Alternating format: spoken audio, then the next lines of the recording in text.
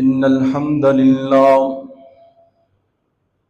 نحمده ونستعينه ونستغفره ونعوذ بالله من شرور أنفسنا ومن سيئات أعمالنا من يهده الله فلا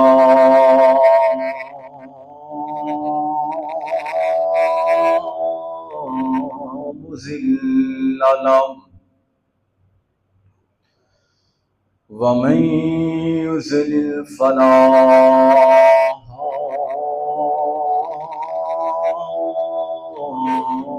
هادي له وأشهد أن لا إله إلا الله وحده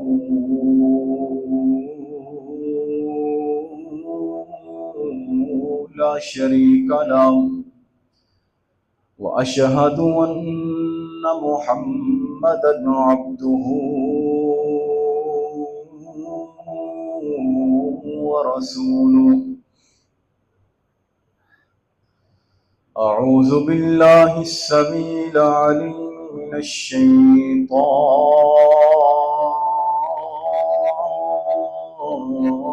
الرجيم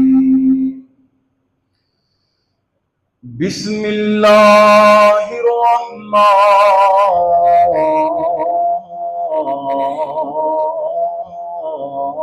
الرحيم يا أيها الذين آمنوا اتقوا الله حق تقاته ولا تموتن إلا وأنتم مسلمون يا أيها الناس اتقوا ربكم الذي خلقكم من نفس واحدة وخلق منها زوجها وبث منهما رجالا كثيرا ونساء واتقوا الله الذي تساءلون به والأرحام إن الله كان عليكم رقيبا يا أيها الذين آمنوا اتقوا الله وقولوا قولا سديدا يصلح لكم أعمالكم ويغفر لكم ذنوبكم ومن يطع الله ورسوله فقد فاز فوزا عظيما أما بعد فإن أحسن الحديث كتاب الله وخير الهدي هدي محمد صلى الله عليه وسلم وشر الأمور محدثاتها وكل محدثة بدعة وكل بدعة ضلالة وكل ضلالة في النار.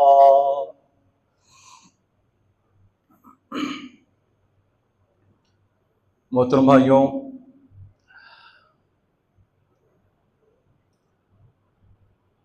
گزشتہ جمعوں سے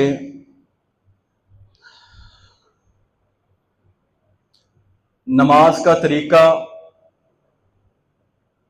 وہ ہم نے شروع کیا ہے. پچھلے جمعے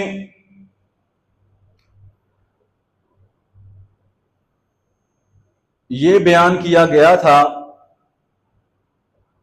کہ با جماعت نماز کے اندر صف بندی، صفوں کے اندر کندھے سے کندھا، پاؤں سے پاؤں، ٹخنے سے ٹخنا ملانا، یہ نبی صلی اللہ علیہ وآلہ وسلم کا طریقہ، خلفائے راشدین اور دیگر صحابہ اکرام کا اس پر عمل ہے، اور یہ نماز کا حصہ ہے کہ آپ نے صف ویسے بنانی ہے جیسے اللہ کے نبی نے سکھایا ہے، اور جب تک صفیں سیدھی نہیں ہوتی امام کے لیے حکم ہے کہ وہ نماز شروع نہ کرے۔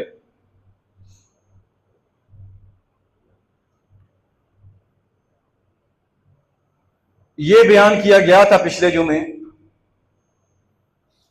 اب صفیں بن چکی ہیں،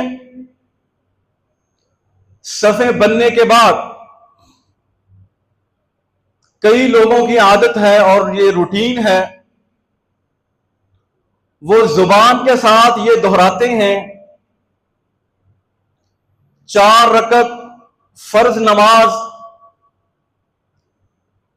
میرا چہرہ قبلے کی طرف، اس امام کے پیچھے اللہ اکبر، یہ الفاظ دہراتے ہیں کئی لوگ، جبکہ نبی صلی اللہ علیہ وآلہ وسلم سے اس طرح نیت کرنا ثابت نہیں ہے۔ آپ گھر سے نکلے، آپ نے ارادہ کیا کہ میں مسجد جاتا ہوں، آپ کی نیت ہو گئی۔ آپ نے وضو کیا، وضو کر کے مسجد میں آ گئے، تکبیر ہوئی، آپ صف میں شامل ہو گئے، یہ سارے کام آپ نے ارادہ تن کیے، اور جب یہ کام آپ نے ارادہ تن کیے تو آپ کی نیت ہو گئی۔ اب زبان کے ساتھ نیت کرنا، اس کی کوئی اہمیت نہیں، کوئی ضرورت نہیں ہے۔ اور سب سے بڑی بات یہ ہے کہ اگر زبان کے ساتھ نیت نبی صلی اللہ علیہ وآلہ وسلم کا طریقہ ہوتا تو نماز عربی کے اندر اللہ کے نبی کی زبان عربی، تو یہ الفاظ بھی عربی زبان کے اندر ہوتے۔ ہمارے ہاں عام مادری زبانیں جو بولی جاتی ہیں، اس زبان کے اندر یہ الفاظ، یہ چیز نہ ہوتی۔ اور سب سے بڑی بات یہ ہے کہ نبی صلی اللہ علیہ وآلہ وسلم سے ثابت نہیں ہے تو نہیں ہے، نبی صلی اللہ علیہ وآلہ وسلم سے ثابت ہے تو ہے، بات ختم۔ جو کام اللہ کے نبی نے کیا ہے وہ کرو، وہ نماز کا حصہ ہے۔ جو آپ نے نہیں کیا وہ نہ کرنا، یہ نماز کے لیے ضروری ہے۔ تو نیت زبان کے ساتھ کرنا یہ اللہ کے نبی کا طریقہ نہیں ہے، اور وہ نیت ہے بھی نہیں۔ نیت دل کے ارادے کا نام ہے۔ جب آپ زبان کے ساتھ کچھ کہتے ہیں وہ قول بن جاتا ہے، وہ بات بن جاتی ہے، وہ نیت نہیں رہتی۔ اب نیت آپ نے کر لی ہے، اب اگلا جو مرحلہ ہے نماز کا وہ ہے قیام۔ قیام کے معنی ہے کھڑے ہونا، جیسے آپ سجدہ کرتے ہیں، رکوع کرتے ہیں، ویسے ہی قیام، اللہ کے سامنے کچھ دیر کے لیے نماز کے اندر کھڑے ہونا اللہ کے نبی کے طریقے پر، یہ ضروری ہے، اور اس کے بغیر نماز نہیں ہے۔ جو بندہ قیام نہیں کرتا، جس بندے کا قیام رہ جاتا ہے، اس کی وہ رکعت نہیں ہے۔ قیام کرے گا اور ویسے جیسے اللہ کے نبی کا طریقہ ہے تو پھر اس کی نماز ہوگی۔ جس بندے نے قیام نہیں کیا، اللہ کے سامنے کھڑا نہیں ہوا، اس کی نماز نہیں ہے۔ اللہ تعالی نے فرمایا وَقُومُوا لِلَّهِ قَانِتِينَ، اللہ کے سامنے فرما بردار ہو کے کھڑے ہو جایا کرو۔ نماز کے اندر، نماز کے اندر آپ نے فرما بردار ہو کے اللہ کے سامنے کھڑے ہونا ہے، قیام کرنا ہے۔ کھڑے نہیں ہوتے تو نماز نہیں ہے۔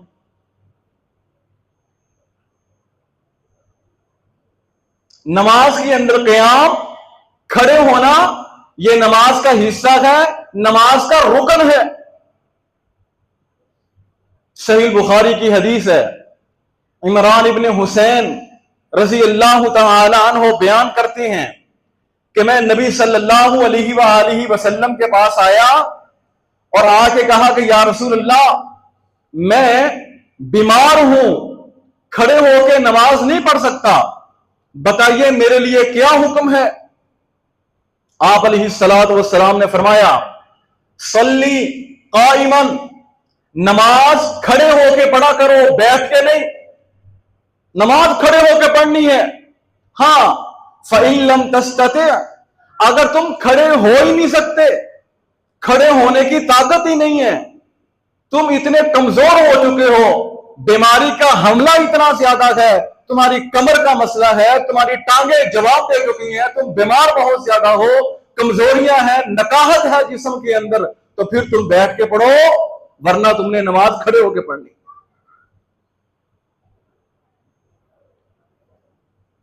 हाँ, जानबूझकर नमाज बैठकर पढ़ना, जानबूझकर क़याम न करना, तो उस बंदे की नमाज होती ही नहीं, उसका क़याम होता ही नहीं।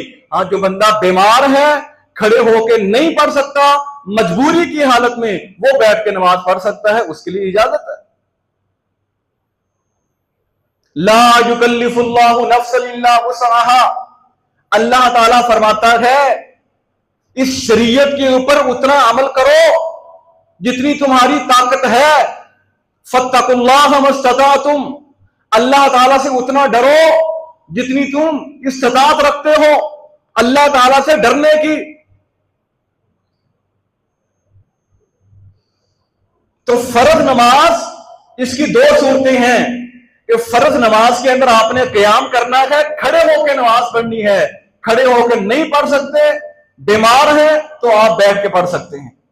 हाँ, नफल नमाज है, अगर नफल नमाज है तो आप खड़े होकर भी पढ़ सकते हैं, बैठ के भी पढ़ सकते हैं।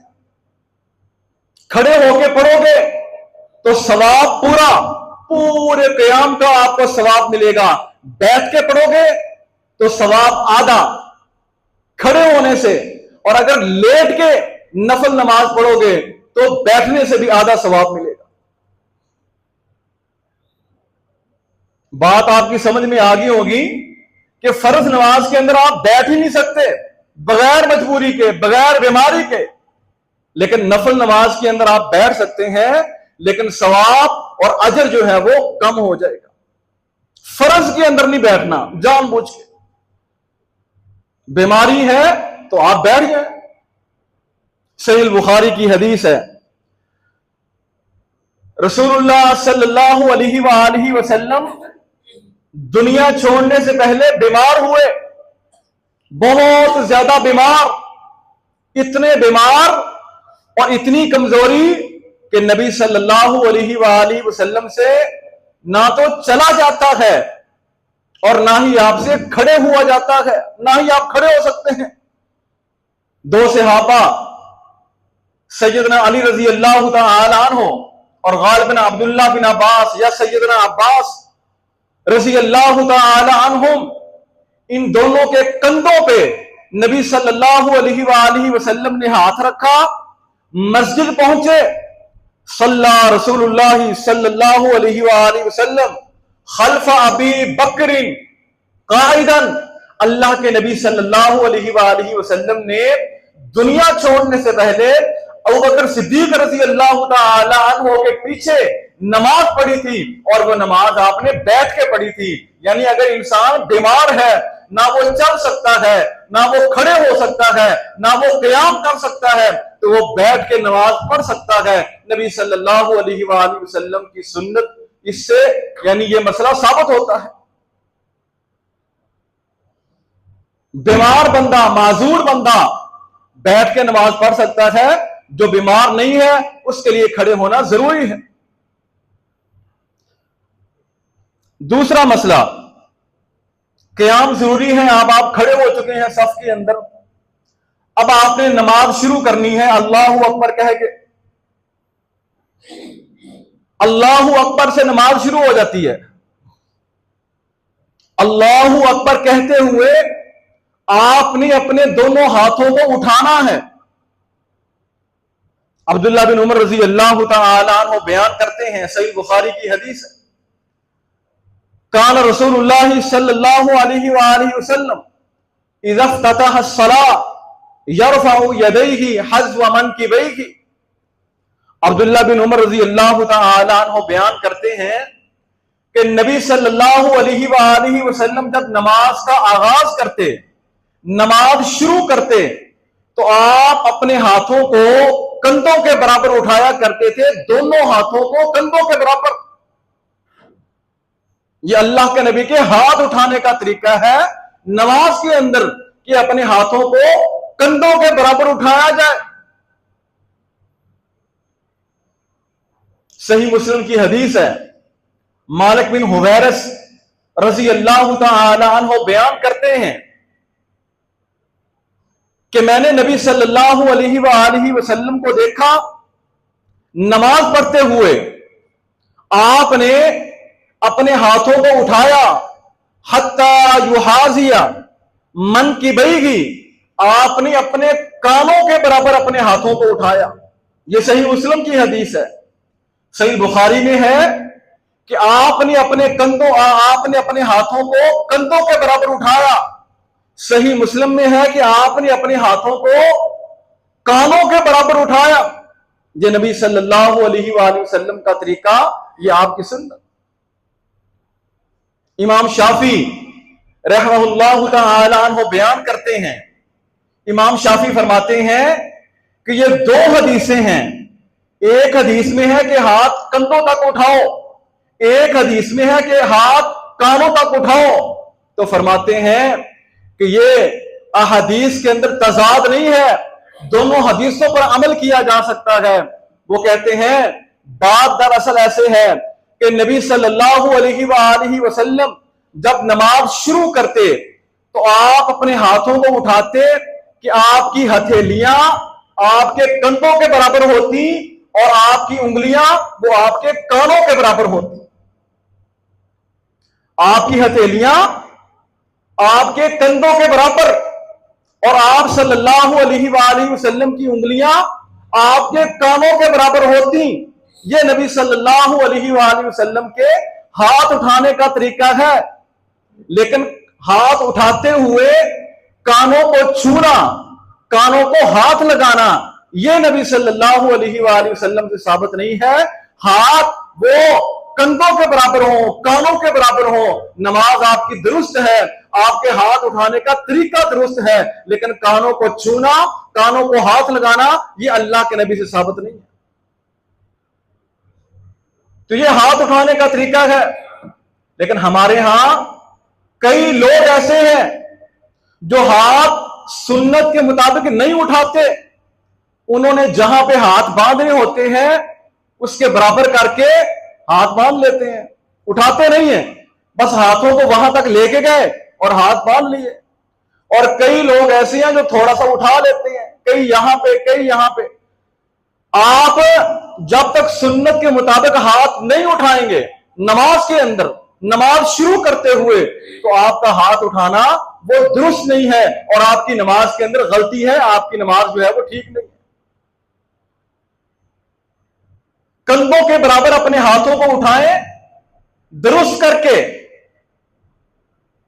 اس کے اندر جو ہے وہ سستی یا انسان کی غفلت نہیں ہونی چاہیے۔ کندھوں کے برابر نبی صلی اللہ علیہ وسلم کا ہاتھ اٹھانا جو ہے وہ ثابت ہے۔ ہاتھ آپ نے اٹھا لیے، آپ اللہ اکبر کہتے ہوئے آپ اپنے ہاتھوں کو باندھ لیں، اپنے ہاتھوں کو باندھ لیں۔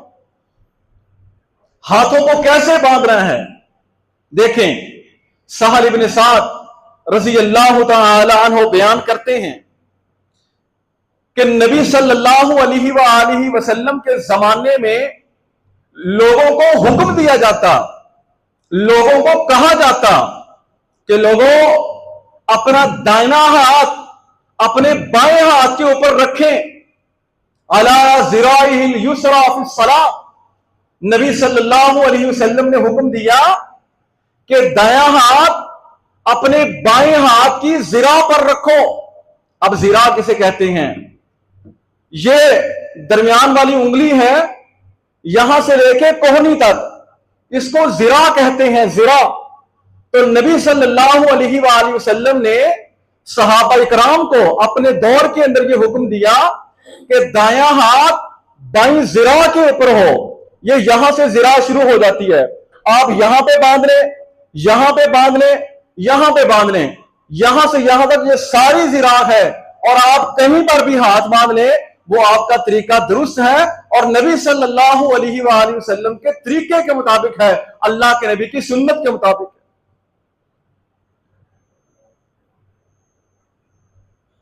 دایاں ہاتھ بائیں ہاتھ کی ذراع پر، بائیں ذراع کے اوپر رکھا کرو.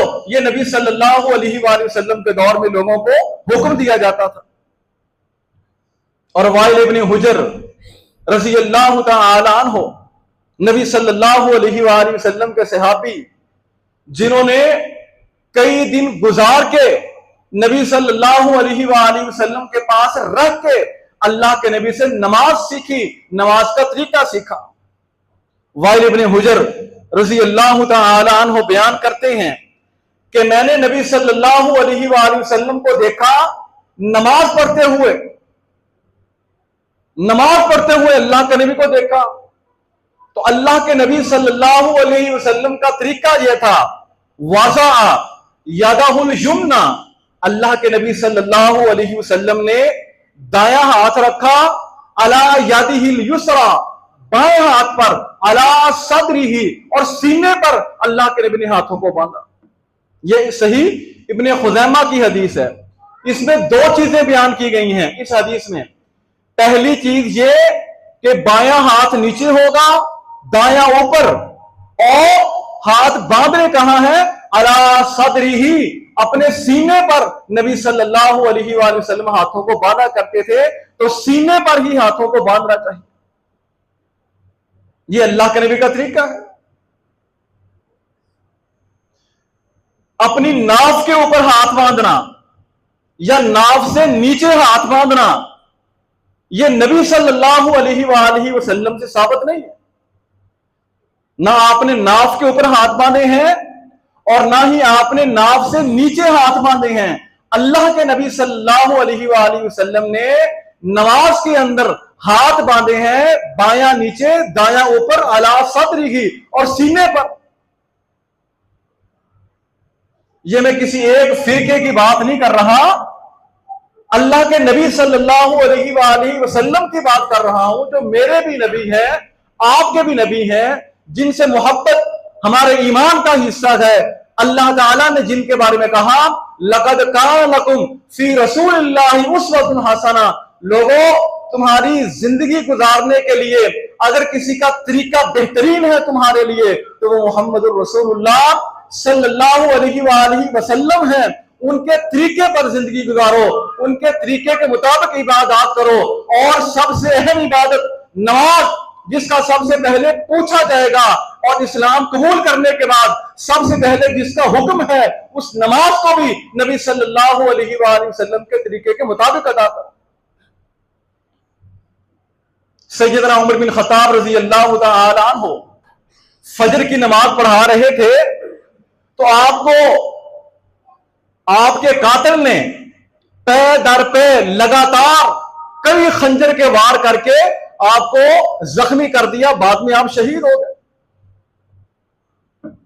وہ جو اس نے وار کیے تھے عمر بن خطاب رضی اللہ تعالی عنہ کے اوپر، وہ آپ کے پیٹ کے اوپر کیے تھے، اور آپ کے پیٹ کو اس نے زخمی کیا تھا. آپ کوئی چیز کھاتے وہ نکل جاتی، کوئی چیز پیتے وہ بھی نکل جاتی. اب ذرا آپ تھوڑا سا غور کریں، اگر عمر بن خطاب رضی اللہ تعالی عنہ نے اپنے ہاتھوں کو پیٹ پر باندھا ہوتا تو کچھ نہ کچھ تو بچاؤ ہوتا، کچھ نہ کچھ تو بچت ہوتی. لیکن ایسا نہیں ہوا. آپ کے ہاتھ یقیناً پیٹ سے اوپر تھے، ناف سے اوپر تھے، کہ آپ کا بالکل بھی بچاؤ نہیں ہو سکا. اس نے جتنے وار کیے تھے وہ سارے کے سارے کامیاب تھے. تو محترم بھائیو، اللہ کے نبی صلی اللہ علیہ وآلہ وسلم اور آپ کے صحابہ، ان کا یہ طریقہ تھا، وہ نماز کے اندر بایاں ہاتھ نیچے، دایاں ہاتھ اوپر، اور دونوں ہاتھوں کو سینے کے اوپر باندھا کرتے تھے. یہ اللہ کے نبی کا طریقہ ہے.